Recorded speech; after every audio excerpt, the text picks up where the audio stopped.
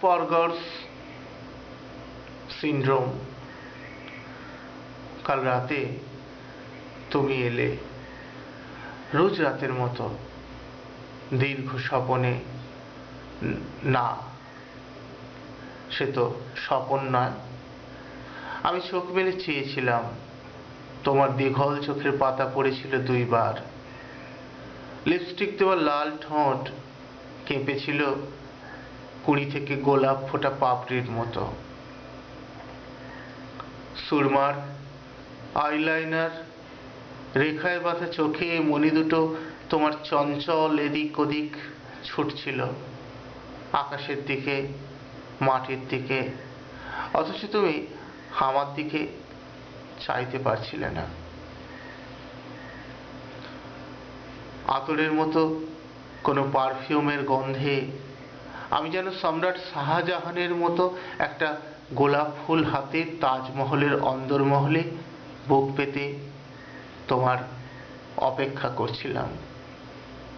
আর তুমি, আমার মমতাজ, আকাশের তারাদের ছেড়ে এই চাঁদনি রাতে এসেছ আমার সাক্ষাতে। বুকের ভিতর তোমার কপত কপতি বক বকম করছে, অথচ মুখে একটাও কথা পড়ছে না।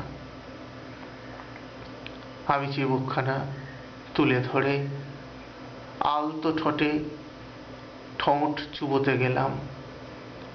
তুমি সরে গেলে 10 হাত, মৃগয়ার হরিণীর মতো। তোমার জরির পাড়ের জেল্লা মহলের সীসাগুলো থেকে আলো ঠিকরে এসে চিকচিক করে উঠল, আর চিকচিক করে উঠল আমার বুক, মরুভূমির বালির উপর সূর্য কিরণের মতো। তোমার কপালের ঝুলন্ত টিকলির মতো আমার হৃৎপিণ্ডটা যেন দুলছিল। ডান দিক বাম দিক পেন্ডুলামের মতো। তোমার পায়ের নুপুর ঝনাত করে উঠেছিল, যেভাবে আমার বুকটাও মোচড় দিয়েছিল ঠিক একই রকম। পেছন থেকে তোমার কোমরে দুটো হাত ছোঁয়ালাম। বুঝতে পারছিলাম তোমার বুকটা কেঁপে কেঁপে উঠছে। হাতের মুঠোয় বন্দি দুটি নিরীহ শশকের মতো। তোমার শরীরটা কাঁপতে কাঁপতে যেন শক্ত আড়ষ্ট হয়ে আসছিল, আর আমার হাত দুটো ততই তোমাকে আষ্টে পিষ্টে আমার বাহু বন্ধনে বেঁধে ফেলতে চাইছিল। আমি মিশে যেতে চাইছিলাম তোমার শরীরের রন্ধে রন্ধে। দুটো প্রাণীর অনুভূতির চরম সিক্ততার অনুরণন ছড়িয়ে কি পড়ছিল না এই সুবিশাল আড়ম্বরময় রাজমহলে। শূন্যে ভেসে আছি মনে হচ্ছিল। মসৃণ স্বচ্ছ আরশিগুলো নির্লজ্জের মতো আমাদের দেখছে কিনা সেদিকে খেয়াল ছিল না। ঝাড়বাতিটা মাথার উপর নিভিয়ে দিতে বললে যেন তুমি। আলতো ঠোঁট আটকে আসা গলার বাঁকে লজ্জা সব লজ্জাবতীর মতো আলোর সংসর্গে। আমার বুকে প্রেমের চিতা নিভে কেমন করে। একই ওড়নার তলায় যখন দুজনে মিলে হলাম এক, আগুনে যেন ঘৃতাহুতি হলো। শরীর ফুঁড়ে শরীর ঢুকে পড়ে, বোঝার উপায় থাকে না কোনটা কার। এত বড় সাম্যের পথ ছেড়ে কে জানে কেন এই পৃথিবীতে ভেদাভেদ আছে গেড়ে। সজারুর মতো কাঁপতে কাঁপতে নরম তুলতুলে স্তন ও কচ্ছপের খোলের মতো শক্ত হয়।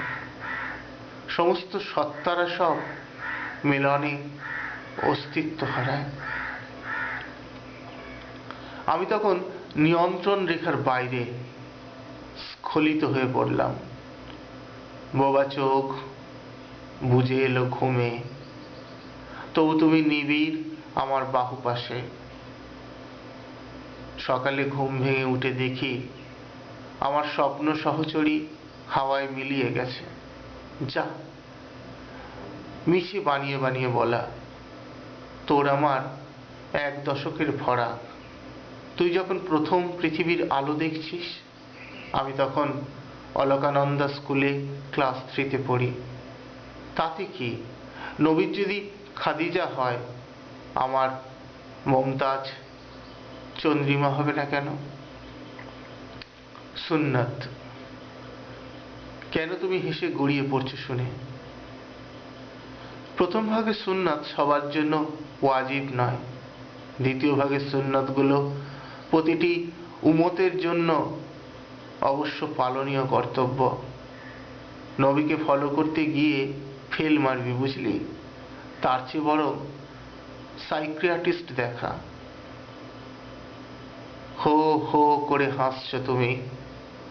সকলের চোখ এড়িয়ে টিফিনের অবসরে যে রাতের কাব্যালাপ, তাজমহলের আরশিগুলোর মতো অফিস ক্যান্টিনে সবাই এখন চেয়ে আছে আমাদের টেবিলের দিকে।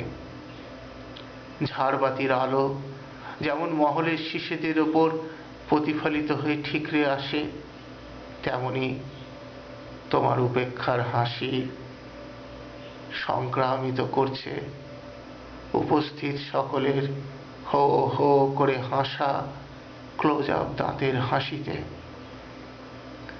অমলেটটা নেতার মতো পড়ে প্লেটে, চা জুড়িয়ে জল। ব্রিটিশ পিরিয়ডের হাউস ফ্যানটা মাথার উপর খট খট শব্দে ঘুরছে। একটুও হাওয়া লাগছে না গায়ে। কেবল একা আমি, না সকলেই মনোরোগীর মতো কোনো না কোনো কাল্পনিক সম্পর্কে বাঁচে।